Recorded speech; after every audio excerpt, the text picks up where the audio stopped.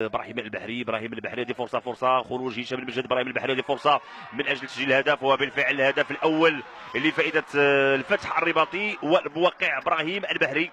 البحري في حدود الدقيقه الثالثه عشره اذا كاين صراع مع المدافع عبد الرحيم خدولي اللي بغى يرجع الكره للحارس هشام المجد، بغى يحاول التمرير. هذه محاوله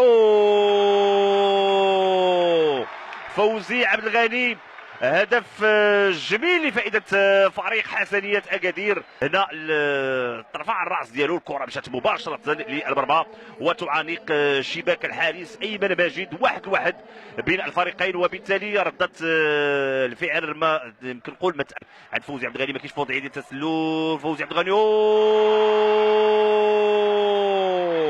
حارس ايمن ماجد، وبالتالي فوزي عبد الغني اكيد المتالق في المباراه الاخيره رفقه فريق حسنيه اكادير كيتمكن من تسجيل الهدف الثاني، وبالتالي